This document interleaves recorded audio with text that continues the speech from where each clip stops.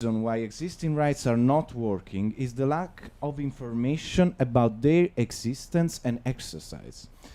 Although there is an obligation on each member state to provide information about the election to general public, a survey this year showed that only 54% of mobile EU citizens knew of their right to vote and stand in local elections. This means that almost half of EU citizens do not. Member states should ensure that information to voters is complete, current, and personalized.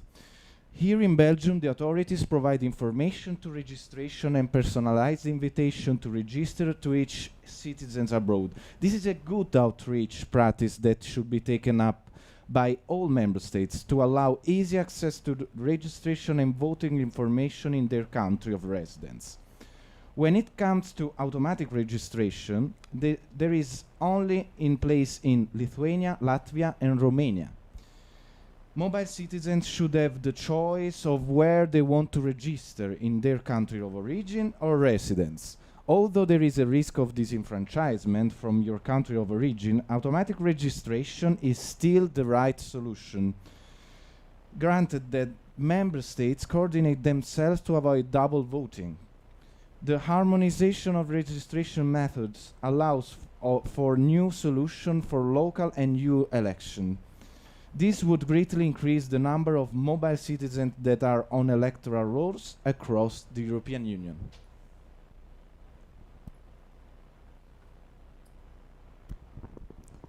By extending voting rights, mobile EU citizens will have a better say of how their lives are organized.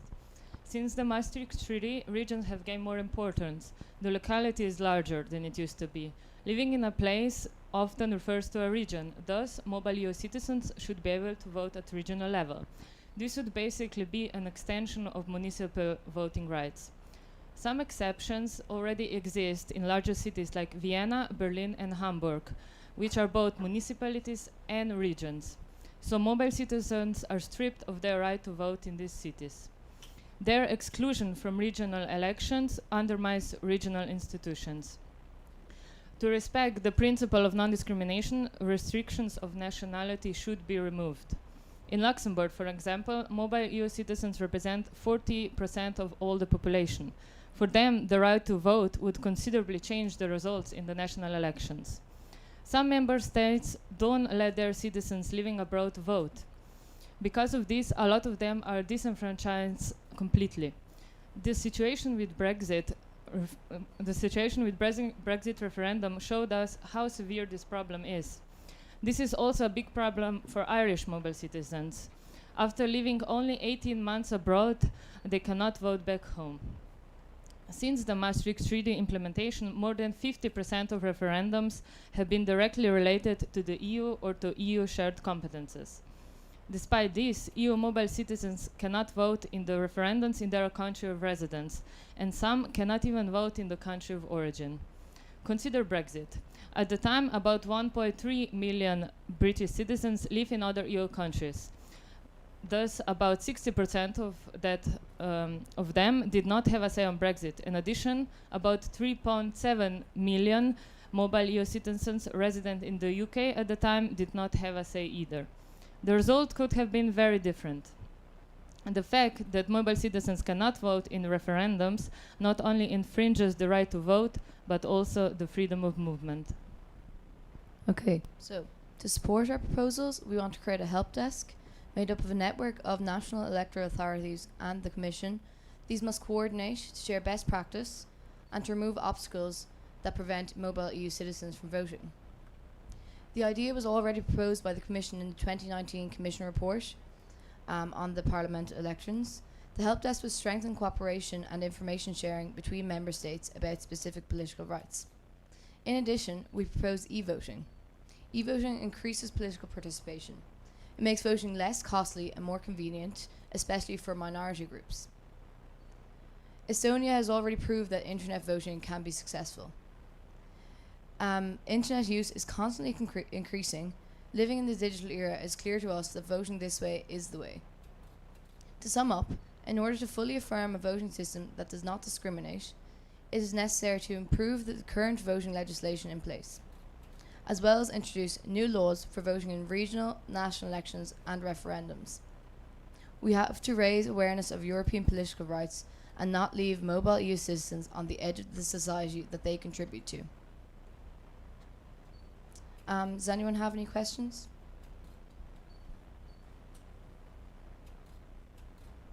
Yes?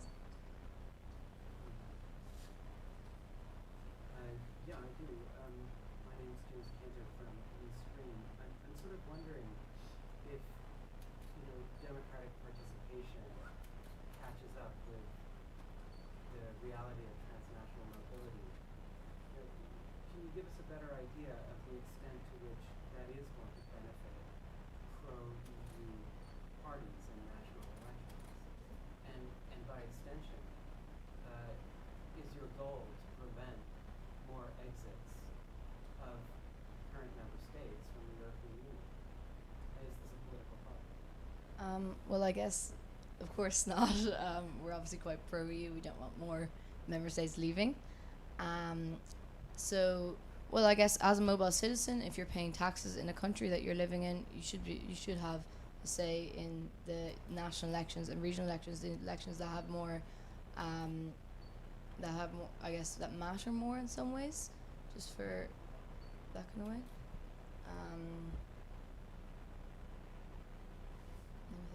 What else did you say? Is this a political project to prevent Euroscepticism from spreading further? You're putting more, presumably, pro-EU people because, by virtue of their work, of their lives, they're transnational. So does that, by definition, mean that you give the European project boost? To what degree might that happen? I guess you could see it that way, but I think for us it's more of we're seeing it more as people should have rights where they live, just simply. I think some people could see it that way, but hopefully not everybody. Yeah. If I may, I think the answer to your question would be to offer a voice, to offer a representation to the European people which are now represented by the European citizens hitherto. So this is a project which will offer more accountability in governments, will first of all alienate any sort of misleading informations regarding other ethnicities or other European citizens living in another member state, which by definition populist parties can capitalize on them and can win votes for the people which are not eligible to vote, which we think it's unfair. Thank you.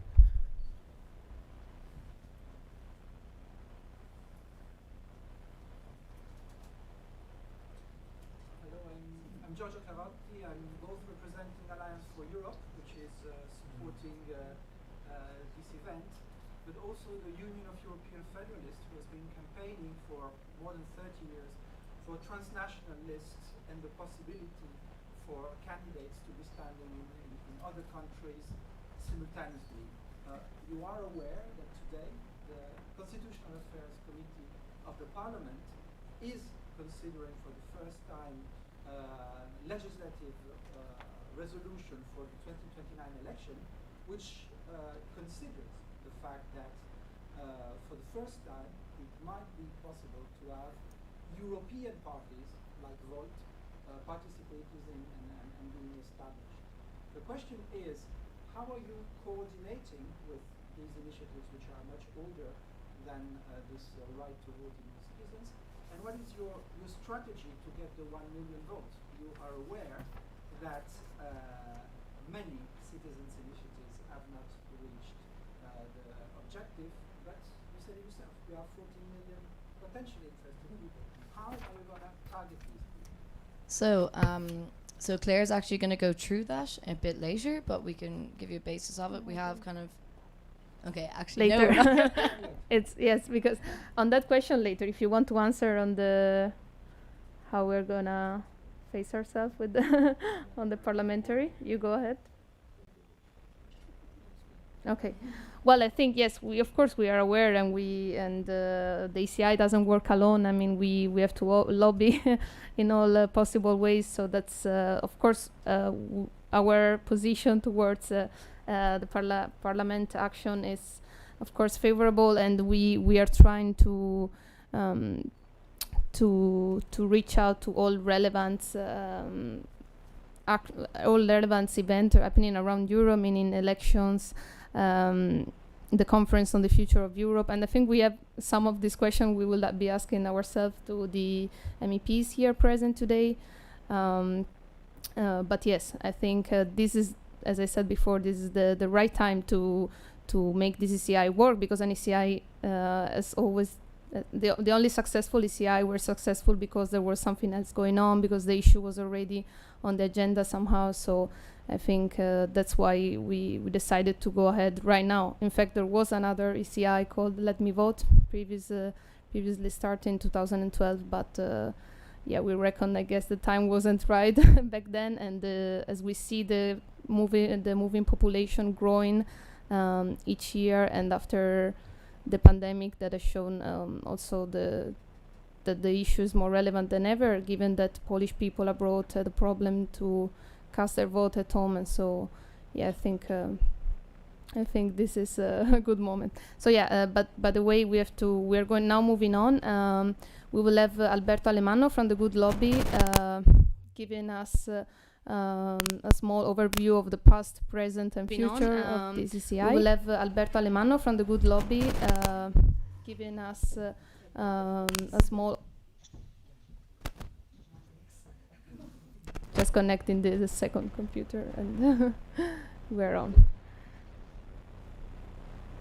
Good morning. Good morning, Alberto. It's a pleasure to be with you, although remotely. Our incomplete union doesn't allow me to travel to Belgium, so I'm not with you because of this reason. A restriction of around 14 days quarantine would have blocked me in Belgium, something that is not possible at the moment. That's the reason why I'm not with you, despite having planned this. I'm one of the 7 citizens who has been preparing and signing this European Citizen Initiative. That's the reason why I'm here with you today.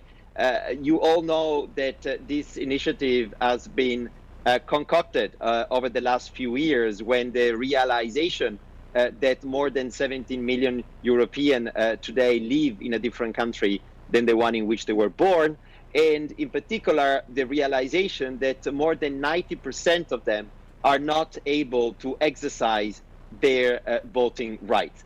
As European citizens, they are entitled to vote in municipal elections, meaning the city, the village where they live, as well as in the European elections. But because of a panoply of administrative requirements, most of those citizens are not actually being able to exercise their vote.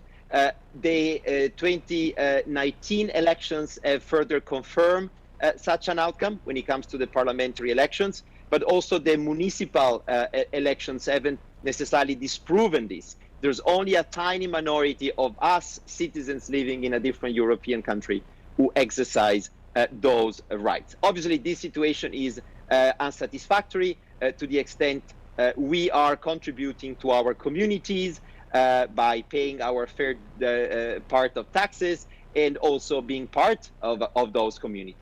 When it comes to the national elections, the situation is even worse because, as a matter of fact, we residents in another country, unless we become citizens of the country of residence, we are not going to be able to vote for particular elections. This is a situation of full disenfranchisement in relation to the political process that exists in our communities, and which affects policies that, at the end of the day, define our life chances. This situation is also unsatisfactory, is more difficult to overcome through European law. Yet, despite this fact, this European Citizen Initiative is quite bold in its scope and its ask to the European Commission.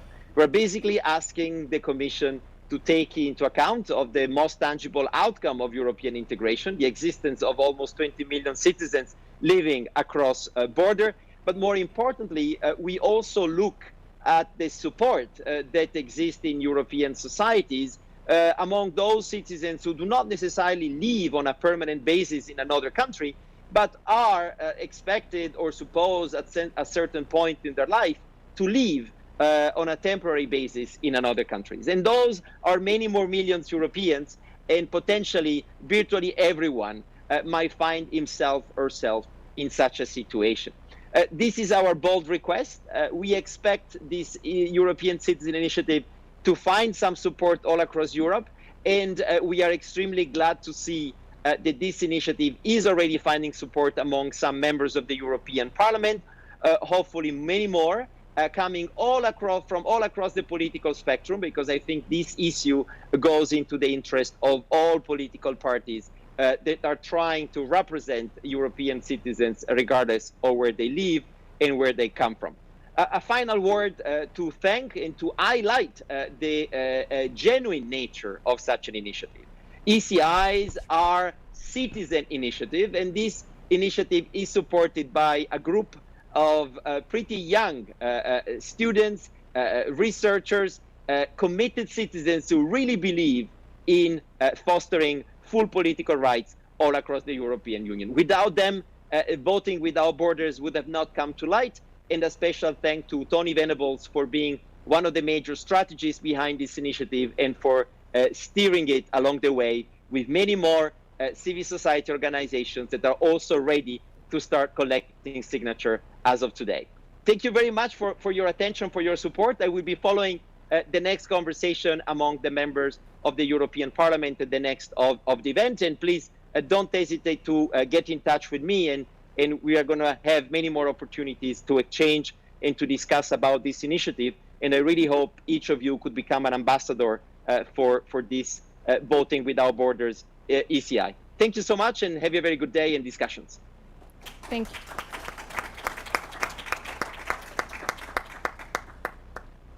Okay, thank you very much, Alberto. And so we are happy already to have with us MEP Karen Melchior and Head of Cabinet Bogdan Deleanu, and also shortly joining with us Damien Boselager.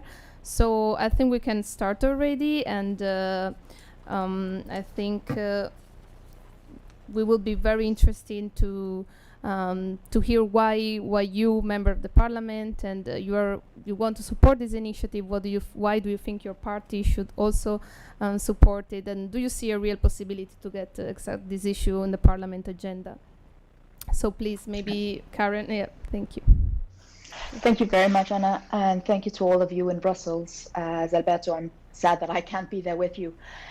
This is an issue that we've raised within my party already a few years ago, because in Denmark, the situation concerning the national parliament elections is quite bad. If you move outside of Denmark, then the very strict interpretation of our constitution is you lose your right to vote for the national parliament. And this means that we have a lot of Danish citizens living in Europe that are not able to vote in neither their national parliament back home or in the country where they're living.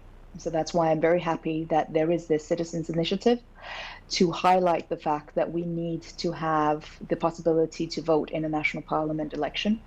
And for me, this should be either in the parliament of the country where you reside or the parliament of your nationality, because I find it problematic that you're not able to vote for the parliament that decides the laws where you live. But I find it even more horrendous that you are not allowed to vote in any national election at all. So I feel very strongly that this is something that needs to be changed, not only in Denmark, but also wider for European citizens, so that we're at least given a choice to decide whether we want to vote for our national parliament or of our nationality or for the parliament for where we live. Alberto also highlighted the problem with the European Parliament elections, where a lot of European citizens were not able to vote, and this is something that we have addressed in the Euro Committee when we looked at the evaluation of how the European elections proceeded. But I think the only way of creating a change in the attitudes of national politicians is by having a strong lobby from European citizens across Europe, highlighting the problems with their democratic representation. So thank you very much for this. Thank you, Karen. Maybe Bogdan first, and then thank you. Thank you for the invitation, and I just want to say, first of all, congratulations for the initiative. We find it very welcome. I myself, besides working in the European Parliament, I'm a volunteer with our diaspora organization. I'm Romanian, so we feel we have one of the largest diasporas proportional to our countries, actually in the world, not just in the European Union. There are over 5.5 million Romanians living and working abroad, and a vast majority of those are in other European Union countries. Something around 4 million, maybe even more, because it's very hard to have accurate numbers every day. And out of those people, the vast majority, 99%, are studying, living, working, contributing to the societies of other European Union member states, of other European countries, paying taxes there and keeping key economic sectors alive. We are talking here about areas where it's very hard to find employees within the respective countries, and Romanians, and not just Romanians, many other Eastern Europeans or people from other European countries are coming in and making those areas survive, thrive even. And I'm making this very big point because this is very important to understand when we link this to the rights that these people should have. And we campaign for their rights across the field. We think that they should have social security rights as equal as with the workers in those national member states. We think they should have, for example, education rights or qualification recognition rights equal with the local citizens. And if we talk about all this plethora of rights that we campaign, talking about voting rights, representation rights, I think it only comes natural. And of course, we are happy that they can have a level of choice when it comes to local elections. They can vote, for example, here in Belgium, they can vote for the mayors or the councillors, but the reality is that their lives are influenced by much more than just the local elected representatives. National resident will vote in a series of elections, and it's now a big debate if that person has more of their life influenced by the parliamentarians or even presidents than another person who might live in that country for, let's say, 15 years on and off, and will have their lives, their careers impacted just as much by the decisions that those elected representatives are going to take. So from our point of view, increasing the rights to vote, giving the right to vote to more people, it's a must if we are aiming for a truly integrated European Union. We have freedom to move, to travel, but that freedom is still hobbled by the lack of certain rights, by a lack of coordination. I told you about social security, but also about this issue here. And I'm just gonna conclude coming back to the people I work with most, with Romanians, and when I talk to them, and when we talk to them, all of them follow national politics. All of them follow what's going on. All of them are affected. You know, we're talking about entrepreneurs, we're talking about business people, we're talking about people, liberal professionals. And for example, in Italy recently, I was there and I was talking with people there, and they're following with great interest the electoral campaigns, the statements of various candidates, and it's quite frustrating when, for various reasons, at some points in those elections, they are actually not represented. They do not have a candidate. That's actually a big issue, and they cannot have a vote. It creates a rift between them and the local society, and it's actually one of the issues that leads them to having issues with integration somehow, and having issues with feeling, protected by that society. And of course, that can create a whole other series of problems and of issues. In the long run, in the short term, we need more votes. We need, for us, another campaign in Romania is to ensure that all the people in the diaspora can vote for elections at home. One of the things we campaign about is giving them a right to vote, even if they're like in Italy or Spain, for the local regional elections, for the mayors within their home country, for which many of them actually contribute because they send money at home, they have properties. So for us, there's no limit. We want these people to have the right to vote, where they live, where they left from, the more the better. I really congratulate you for your campaign, and we'll see how we can contribute to it on our side. Thank you. Thank you very much. So I think, yeah, you already highlighted quite well what are the main issues that the citizens abroad in each of your country face when it comes to political participation. So before opening the discussion with our guests here, I will have another question, which concerns both of you. And so we're in charge of a citizen initiative which actually can get the issue of political rights and the agenda, and the European Parliament also has the right to initiative, but it's not as strong as of yet. So maybe, as also our guest here previously was highlighting, like if we work together, we can strengthen our chances of getting results.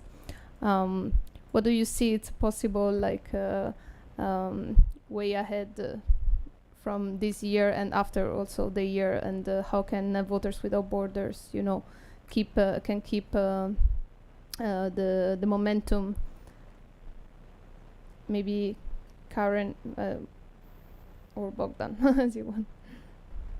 I think it's really important that we create a strong network across Europe, fighting for the rights of Europe's citizens, not only as national citizens, but as European citizens. What Bogdan highlighted about the lack of influence on the people, or lack of legitimate, I'm trying to look for another word than influence, being able to on the people, that the politicians that have an influence on your life, because as Bogdan highlighted, it's not only the people from your national parliament, and it's not only the mayors or the councillors of where you live, is essential for having a living democracy. We often criticize other countries and other regions for not allowing citizens to speak their mind and take part in democracy, and being able to vote is really an essential part of this.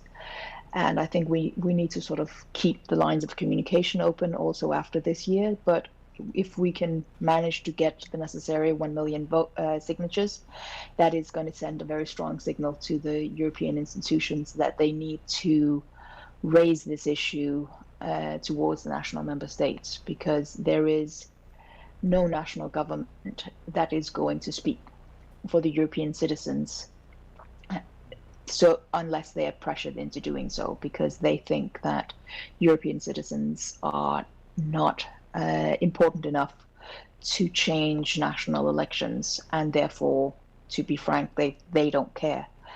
And so we need to make them care, and we need to underline the importance of European citizens. And this is the first step, but we need to keep the pressure up also afterwards. And I'm looking forward to collaborating with all of you. Everything that Karen said is very much what has to be done. Now, I have to be realistic. I myself, I'm a foreigner living in Belgium for 12 years now. I've seen many campaigns already. I've seen a number of citizens' initiative and petitions and advocacy lines. And what works, what ultimately functions, is something that has two features. One is active and has resilience, in that it doesn't fizzle out after a few months. The people who are behind it, the drivers, the voices, they don't just go out with a bang and then after 6 months they disappear. It has to have stamina in time, so it comes on and on and on. It creates debates, it creates public attention, and then awareness, and then interest from policymakers. And second, that is able to go across the field, to diversify in terms of the actors it talks to, of the actors it recruits on its side, let's say like that. In the sense that, European Parliament, as you said, has a, let's say, hybrid right of initiative. It's not really a right of initiative, but it's, let's say, more of the initiative, the legislative innies, as we talk about them, they're quite niched. but at the same time, the European Parliament is a great venue to launch ideas. Some ideas that are launched there and some discussions I've seen there in the beginning had actually nothing to do with the constitutional and legislative framework of the union or the competences of the union. But somehow, if people are active enough, they find a niche, or they can introduce pilot projects within the budget of the union, or they can at least act as catalysts for private enterprises or NGOs to take that idea and move it forward. So some things can always happen, but the ultimate decision, we have to be very aware here, is with the national government. So whatever is launched at the European level, that's fantastic, but the debate has to happen and has to be multiplied in national capitals, in the member states, and particularly I would suggest starting with the member states where there are large diasporas, large presences of other European nationals working there, because they are the decision makers when it comes to this. We're talking about large-scale constitutional changes throughout Europe if this is to work in most member states, and that is ultimately with the national governments and national politics. And I'm not saying this is something that can happen overnight, but it is something that with enough stamina and with enough diversifying of actors behind it, I see no reason why it could not become a reality. Okay, Alberto, do you want to say something in this regard? Maybe. Okay, sure. Please, Karen, go ahead and. Very well observed. I have some hope in the fact that Ursula von der Leyen said that she was going to help address the issue about the lack of initiative from the European Parliament. So I think we need to put some pressure on her on this behalf and say, okay, this is something that is important to the European Parliament. But otherwise, I agree with Bogdan that this is a debate and a movement that we need not only to have at a European level, but at a national level. Because in Denmark, for example, we need to have a change of the constitution, or at least a change of the interpretation of the constitution, in order for this to succeed, that we can vote in the national parliament, and that foreigners will also be able to vote in the Danish national parliament. So this requires big change. But there's only one way to make change, and that is to start.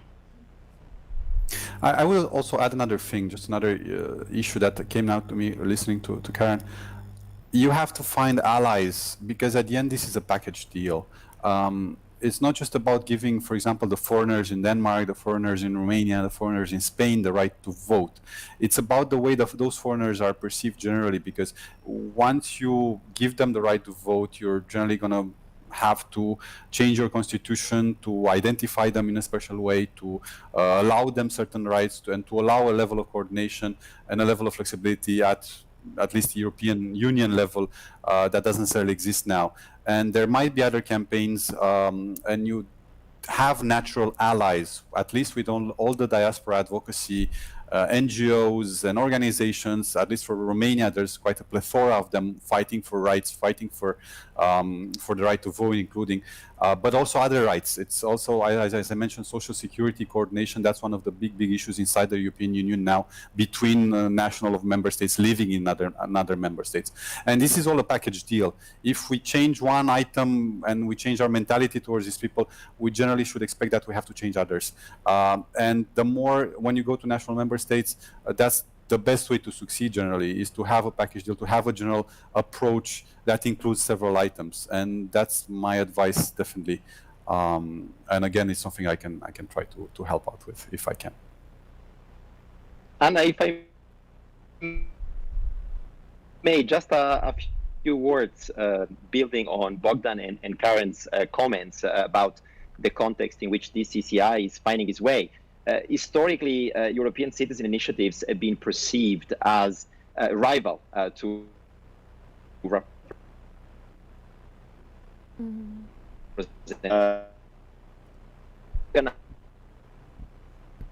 Alberto, maybe try to take off the camera, because we can hear you very badly. And it's gone. The CCI in 2020.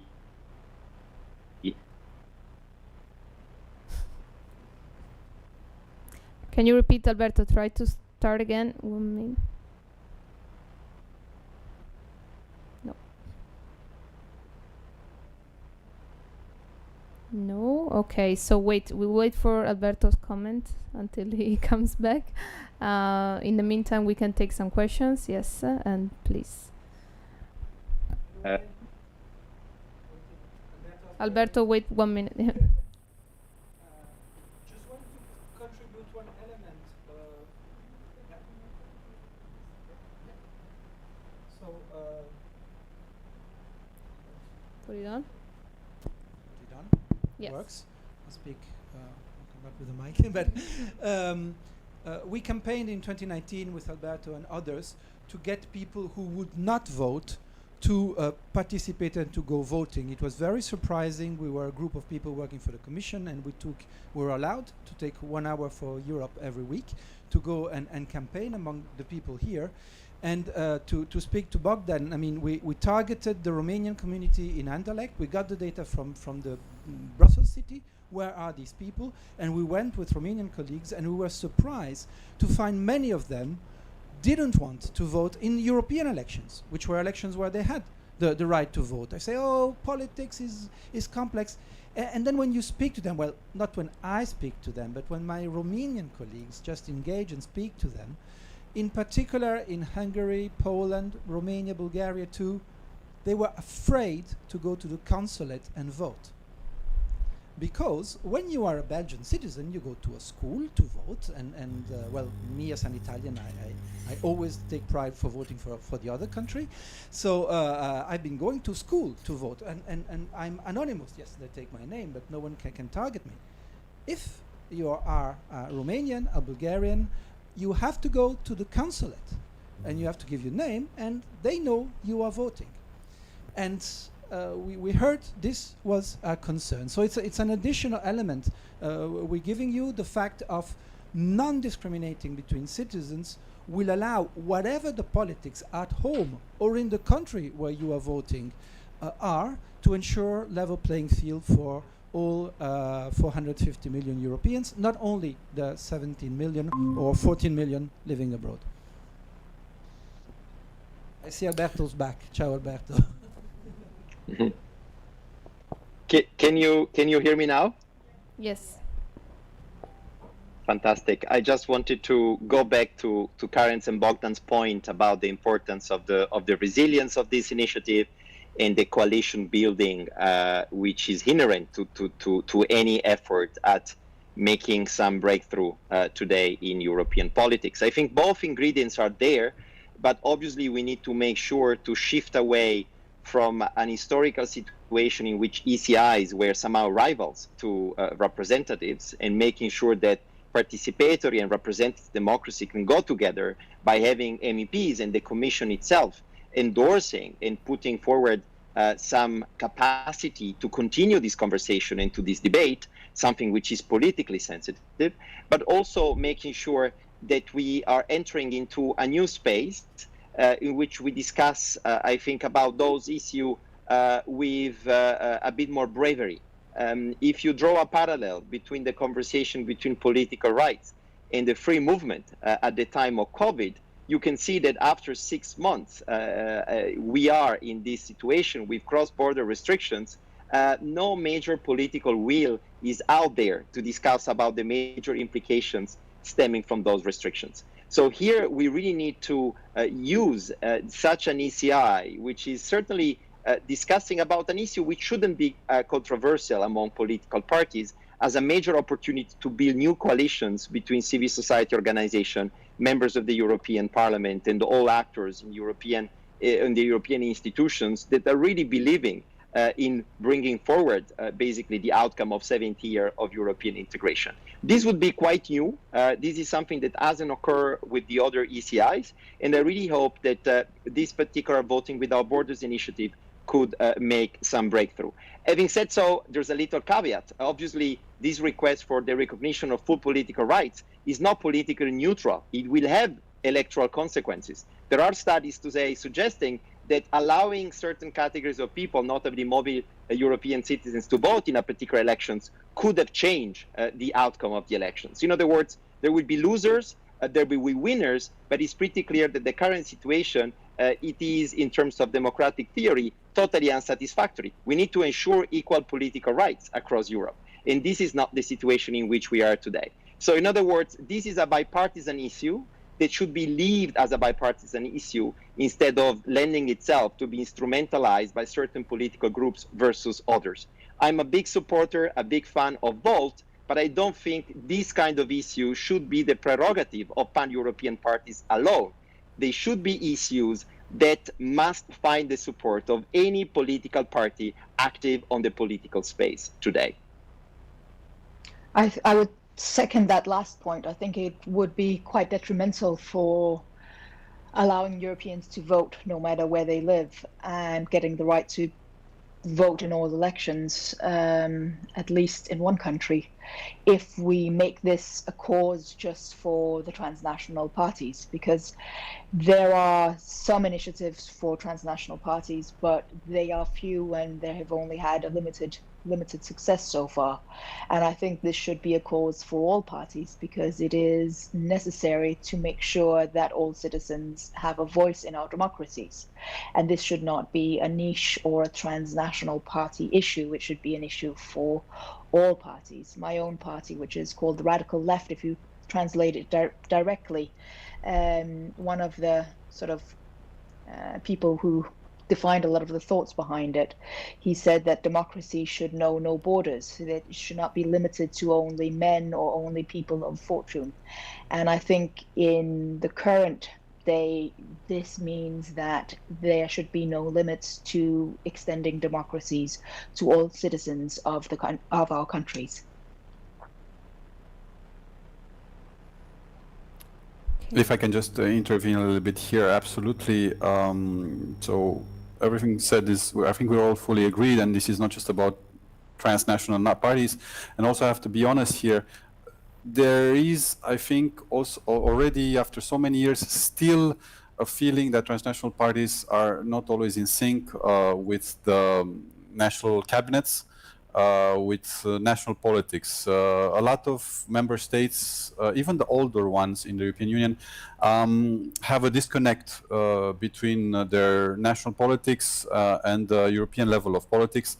And it sometimes actually depends on the interest or the current topic of the day or the current feel of some politicians to make things connected. So if we want to push things which are important at European level, we still have to go to national parties and national governments.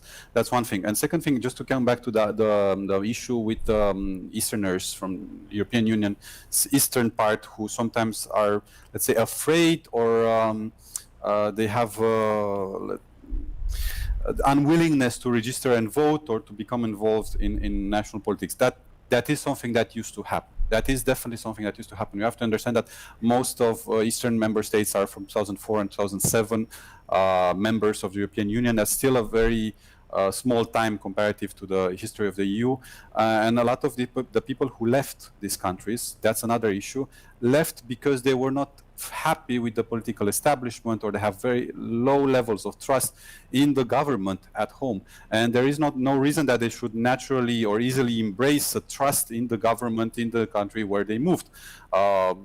We talk then besides that about 17 million mobile workers, mobile citizens, in the European Union who move from one country to another. So there's always an issue how to identify the people who have the right to move, to vote, what would constitute the qualification period or qualification rights. So there is a discussion ongoing. This is not a clear-cut thing how to do it.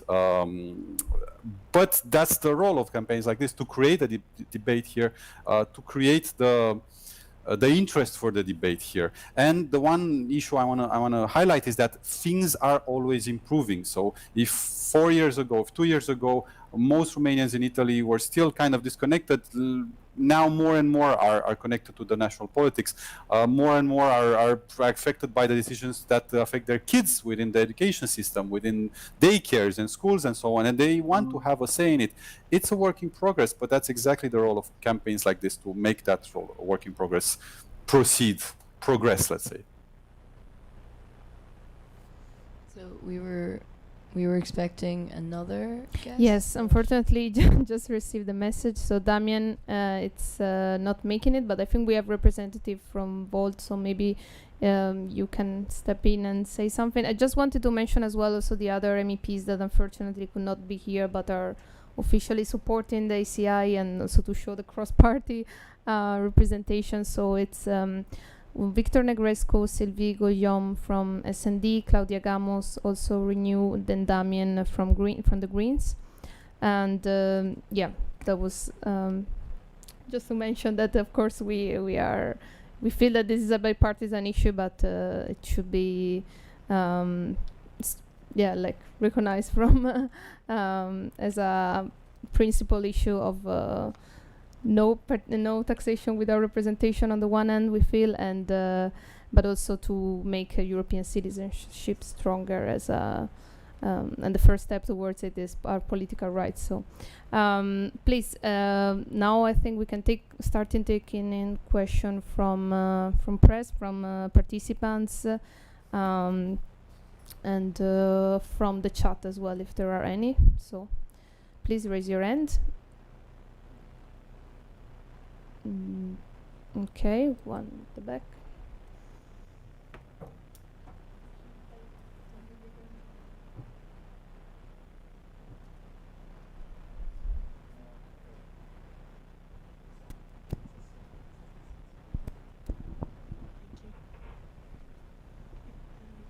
Hello everybody, my name is Olivia Tenhorn. I'm co-president of Volt Belgium, so part of the Volt family. And I would like to share a few thoughts already on the collaboration with this very... No. Oh, it's not working? Is it on? Yeah. Yes. Okay, do you hear me better now? Okay, so my name is Olivia Tenhorn. I'm from Volt Belgium, part of Volt Europa, and I would like to share some thoughts on the collaboration with Voters Without Borders. For one, we as a Volt represent the ideals of a shared political union among citizens, where we're 17 million mobile citizens, but as European citizens we do not necessarily need to take on a new nationality because we already have those acquis of our citizenship. So 17 million and growing. And with that, I think it is now time to really mobilize our fellow citizens, friends, family, who live with us, but also in other parts of Europe. And with that, I think we're really excited to launch this initiative with you, go and collect signatures. For that, we realize also that it is an issue that concerns everybody, regardless of your political outlook, but you realize that we are part of a European community, and only that can we really change the future of the European Union as we know it. So, voila, that's Thank you. Tony has a question. Yeah, hello. I just wanted to add that we got a message of support from Alain Lamassoure. Right. I mean, he's no longer a member of the European Parliament, but for me this was very important because he was really the father of the ECIs in the Convention on the Future of Europe, and he was one of the rapporteurs on the regulation when we were all lobbying for it to be improved.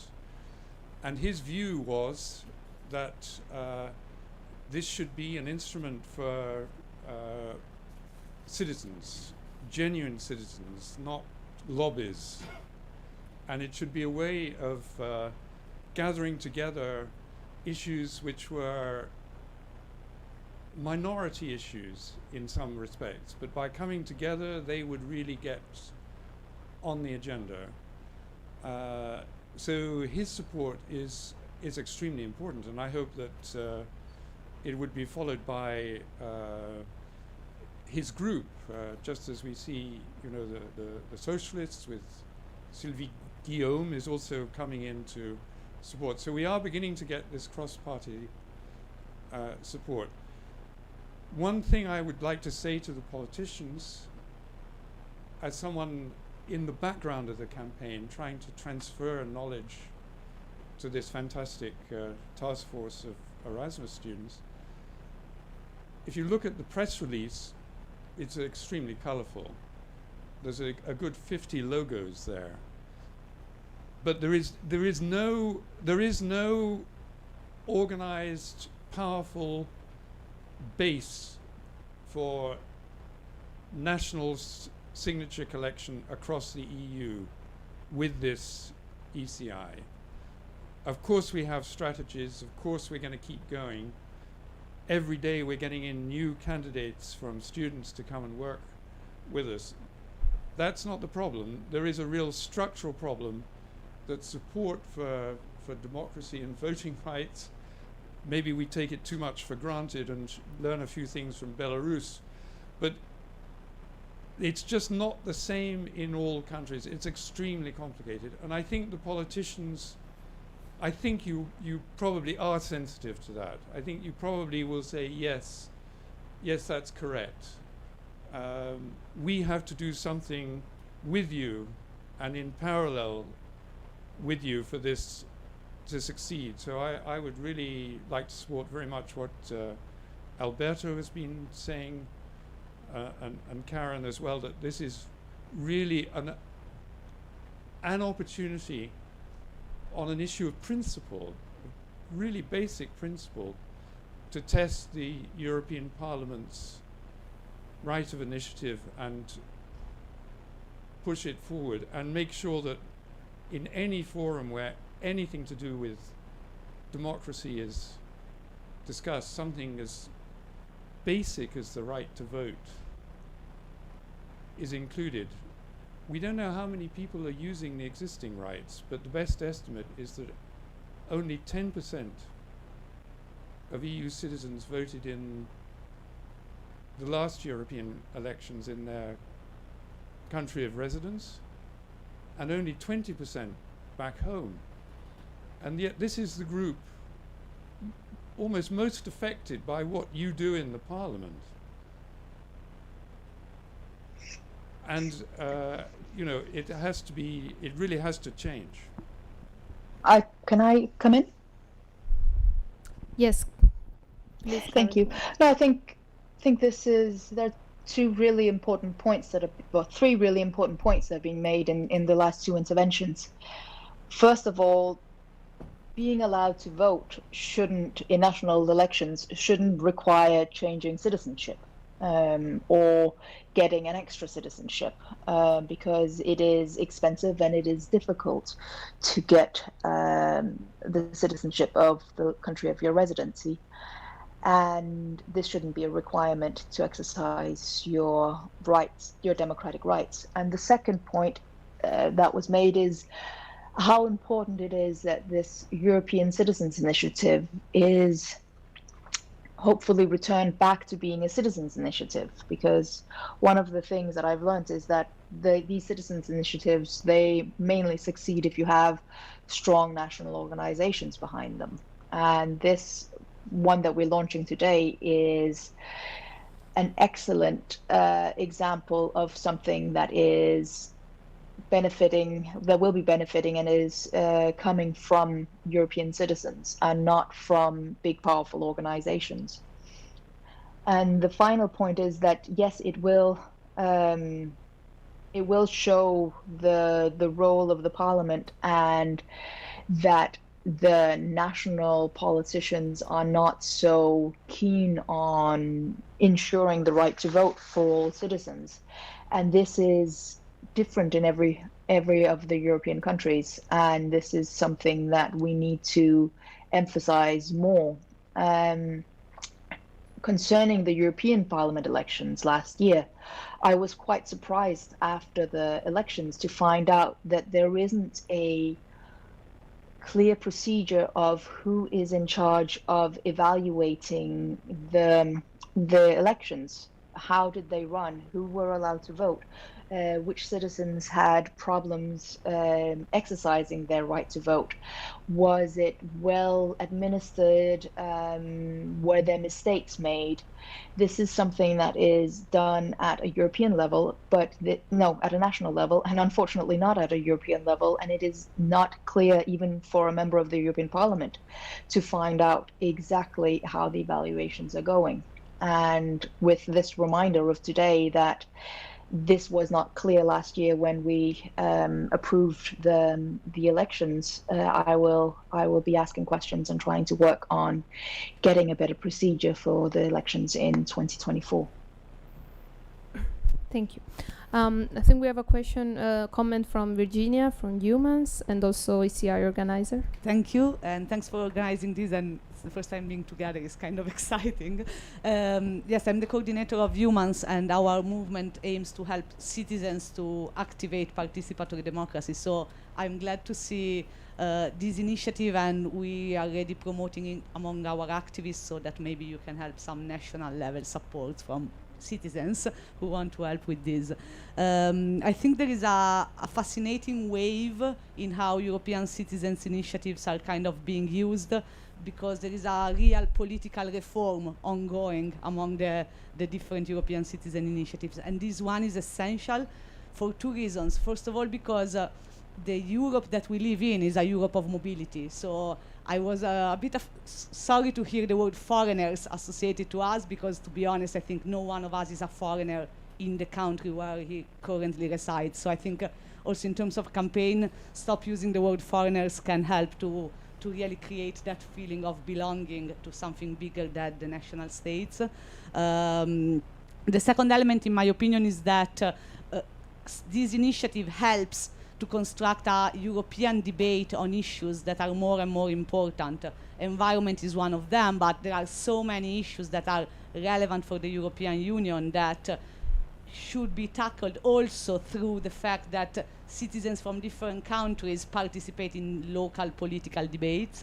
So really, good luck with the initiative for you. You will have our support, and I hope, and this is a question for the MEPs and for all of us. I think as European citizen initiatives organizers, we should push the fulfillment of European democracy also in the sense of empowering participatory democracy in terms of information that the citizens have about their rights to not only activate the European Citizen Initiative, which is amazing, but even if you're a small organization, you still are a small organization.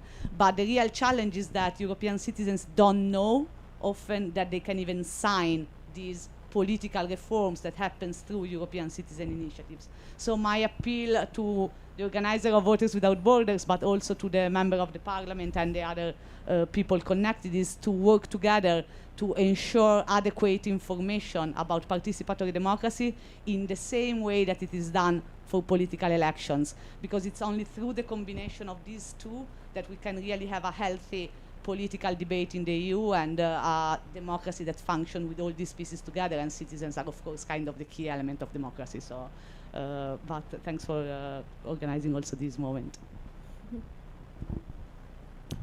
Thank you very much. Don't see other ends, comments from the chat? No. Okay.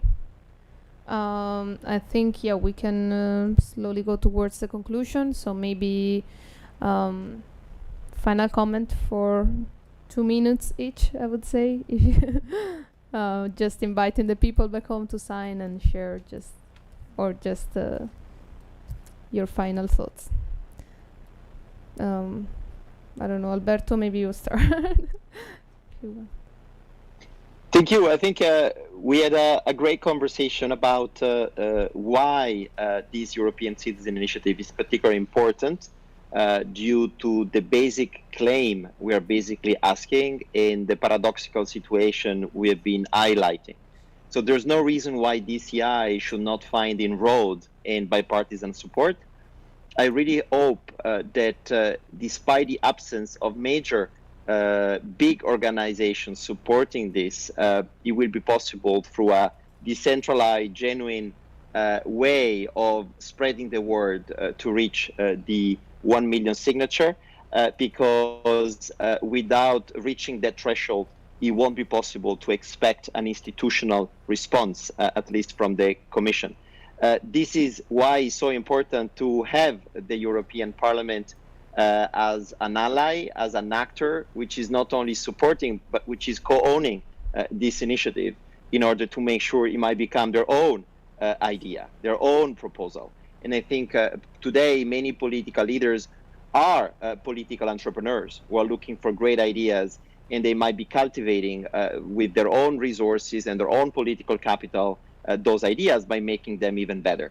This, for me, would be the best result for this particular ECI, not remaining an initiative led by citizens, but becoming an initiative co-owned and co-led by political representatives and citizens, that it might take a few more years than just 12 months to become successful, but which will become so important and so inescapable for each and every political leader in Europe that we'll have to take a position on it. So this is my hope, to make this a very big splash in making a long-lasting adventure that might already make some inroads ahead of the next European political election in 2024, and find its way in the political programs of virtually all European political families. That's at least my wish. Thank you again for putting this together and for the great conversation we had so far. Thank you.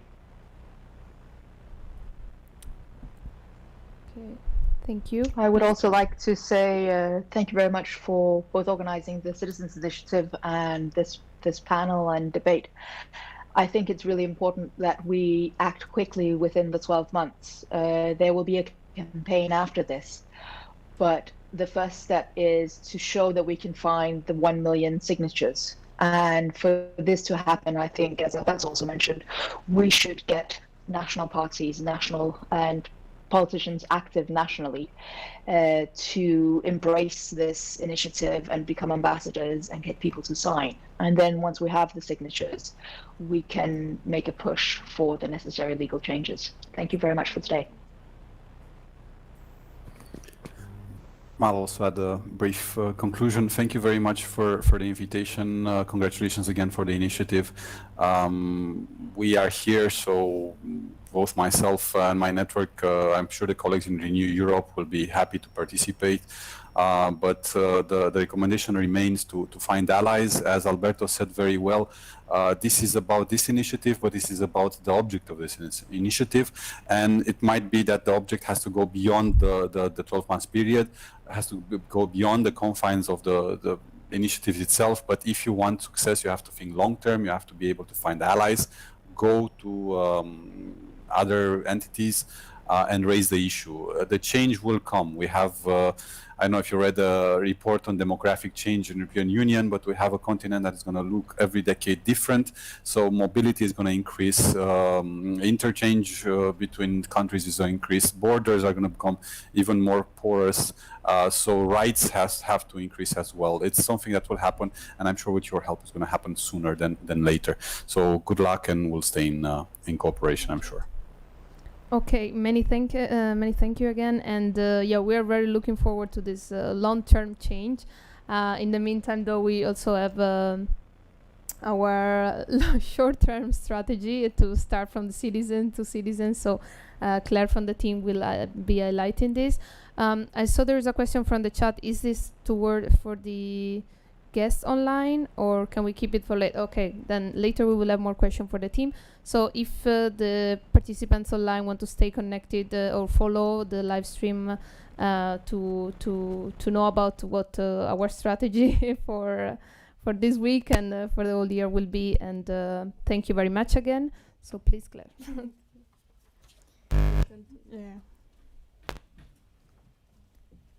Yeah, but because you highlight the fact that the national organization are for the moment not really supporting us, and this is difficult to reach the million signature. This is an impressive amount, and this we did some maths, and we realized that this means collecting 20,000 signatures per week, every week without interruption. even during holidays or even during the Christmas week. It also means 3,000 signatures per day. Can we really collect this number of signatures on our own, us, 16 young Europeans?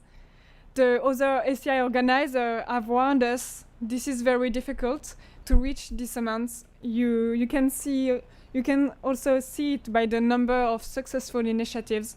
It's only 6 out of 75 today. So we have to be innovative. We thought about a new tool, a new way of campaigning. Do you know the pyramid system? This is a scam system, but we want to use this polemical tool for a democratic purpose. For us, an European citizen initiative should not only come from a small group of citizens like us in Brussels, but should come from all EU citizens. With our strategy, everyone will be part of the initiatives. Here you can better understand how it works. A signatory convinces 4 people to sign, and each of these 4 people convinces 4 other people to sign, and so on. Hence, the petition becomes viral. And in 10 levels, you can reach the 1 million signatures just by multiplying your signature by 4. Let's say that I'm level 1, and the task force is the level 2. If you sign, you are level 3. And if you all manage to convince 4 people, we only have 6 more levels to reach. Convincing 4 people in your cycle is not so difficult. This way, the petition will be known all over Europe and will be spread by itself. This is much more efficient in the long run, and it's called exponential growth. We will not be able to reach the million signature alone. We need everyone's commitment. EU citizens are not only signatories, they become ambassadors. Imagine just by persuading 4 people, you can get thousands of people under you to sign the petition. To help the signatories to convince their 4 people, we have created videos and documents that we will share on our website, on our social networks, but also with our coalition. Yes, because of course we count on our coalition. Our coalition is there to relay our strategy and legitimize it because they are the ones who are present in all countries of the European Union. Our coalition of more than 50 organizations from all over Europe, the different support we have from MEP, from you here, are also what make our SCI a strong and successful petition. So I hope you will convince your 4 people and spread the petition. You can see in the PowerPoint and in front of your chair the QR code to access to the Commission website where you can sign directly. By clicking on the link here, you can sign by your nationality. You have to enter your nationality, and after you have different requirements depending of your country of nationality, but it's very simple for everybody. Thank you, and you can sign now already.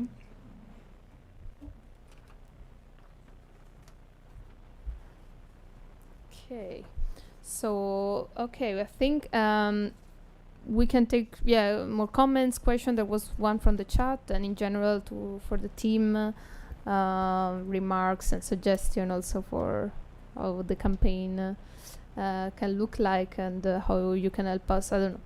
Please, Ben, do you have the microphone with you? Okay. You can come here, yeah.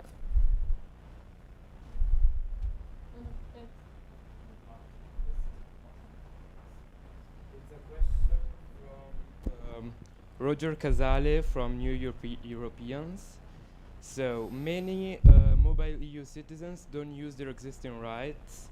Turnout in local elections in Belgium is particularly low. How can the ECI campaign address this?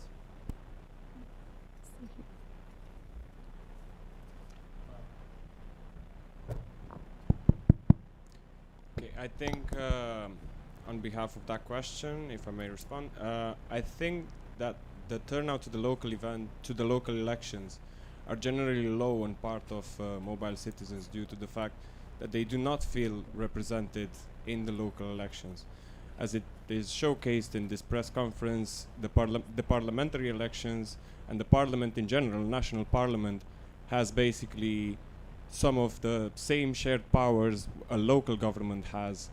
Therefore, why local elections turnout of mobile EU citizens are not that representative for mobile citizens.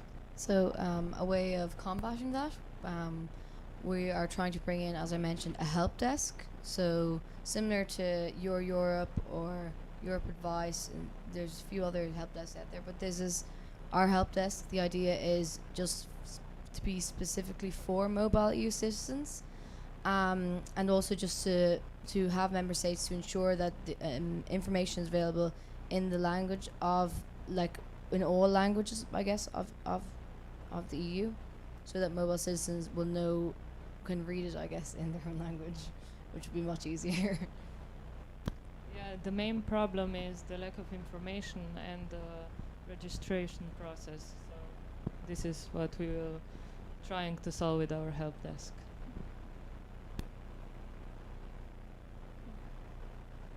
That was it. Okay. There's a question here.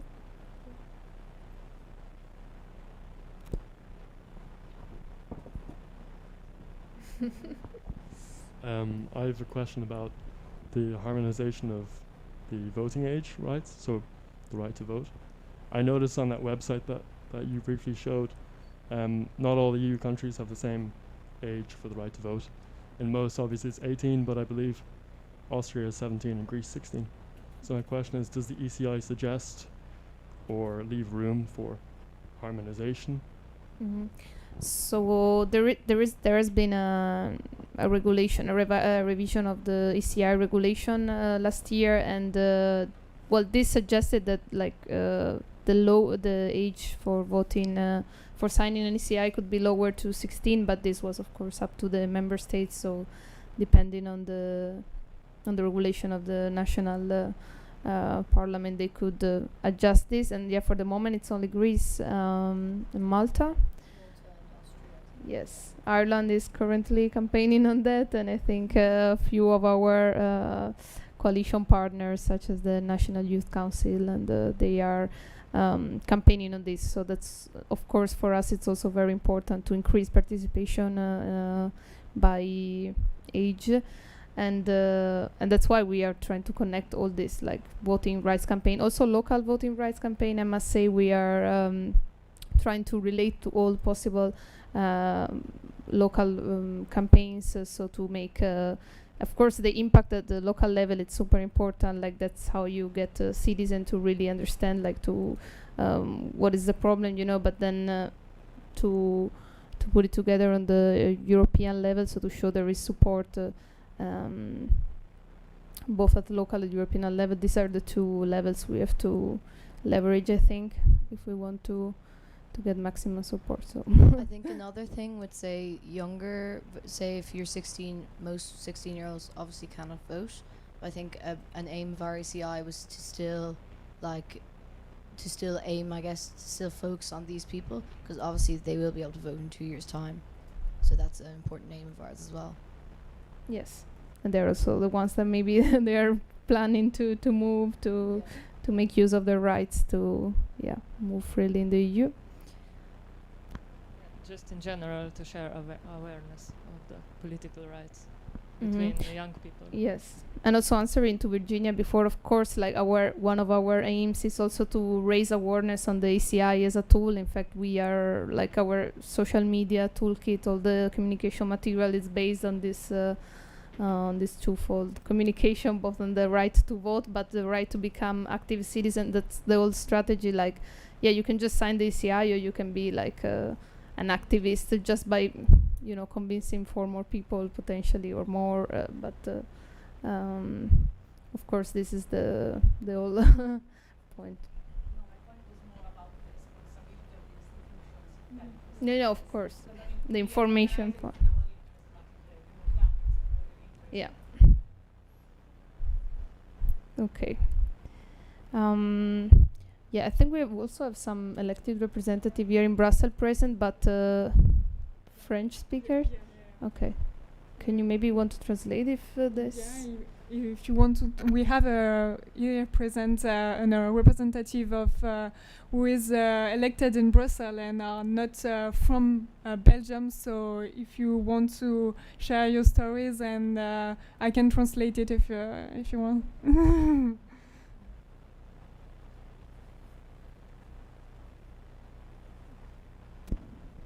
Je parle pas anglais, alors.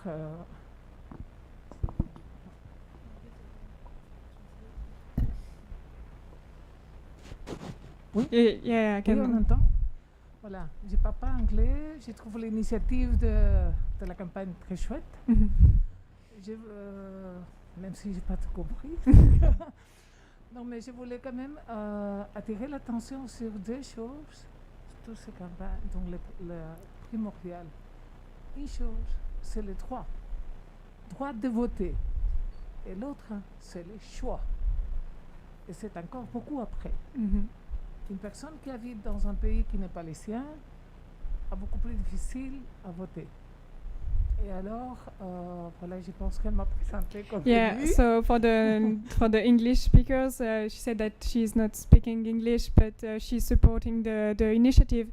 And there are two main things to know: is that the right to vote, but also the right to choose if you want to vote in your country of residence or your country of origin.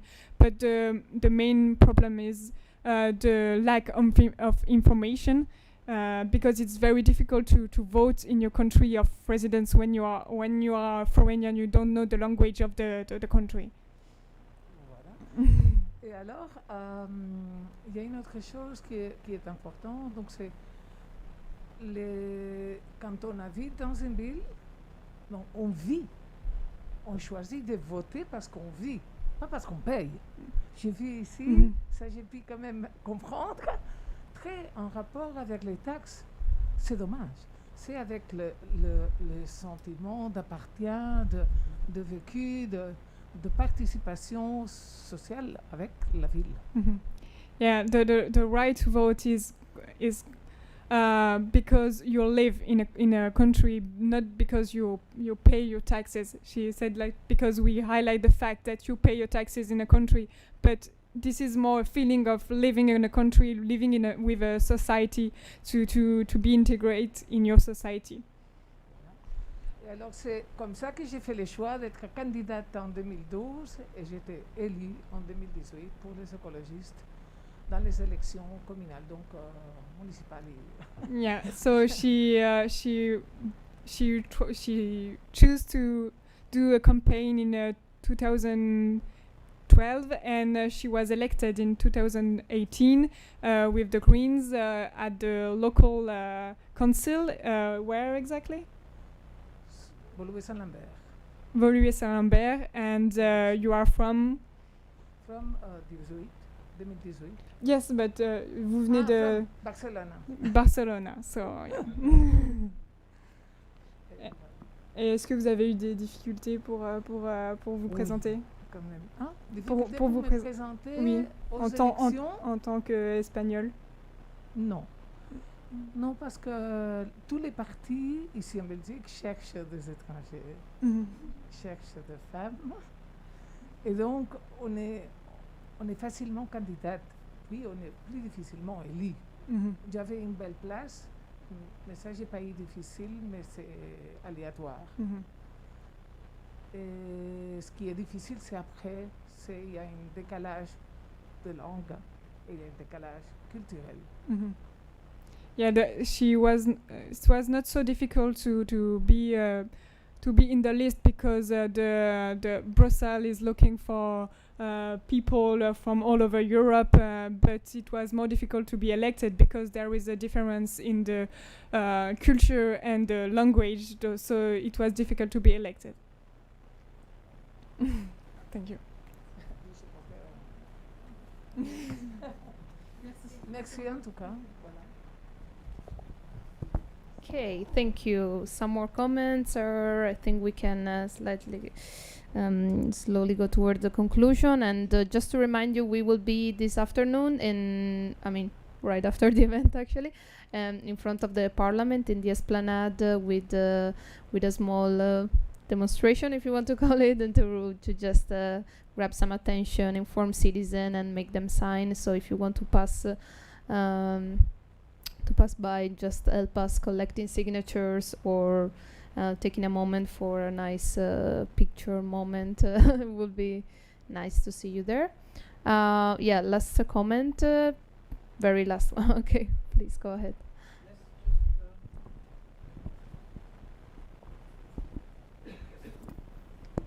Thank you very much. Just a comment. With Alliance for Europe, we had the objective of getting 1 million people to vote in European elections. We were not alone. I don't think we did it alone, but we started a little bit like you. We had 9 months to start to get the people motivated. And through actions similar as yours, I like the pyramid model and motivating people using videos, etc., we got certified by our social media auditors 1.8 million citizens who would not have voted, who went to vote. So there was a momentum, there was something. But the two advice I would have for you, I was not the social media designer, but the social media designers are with Alliance for Europe. They are working with Alberto, so you will get their help. One is be inventive, find little tricks, find little somethings, and one idea that we got is ask Queen to give us the song Friends Will Be Friends, and someone new, Brian May gave the song. We had it recorded by 28 stars from 28 countries, and that has really motivated people. And second, it is very frustrating for someone who has been campaigning in Europe like you've been doing, Tony, for years. Use influencers. Use influencers. I've been working really ages in trying to get people to vote.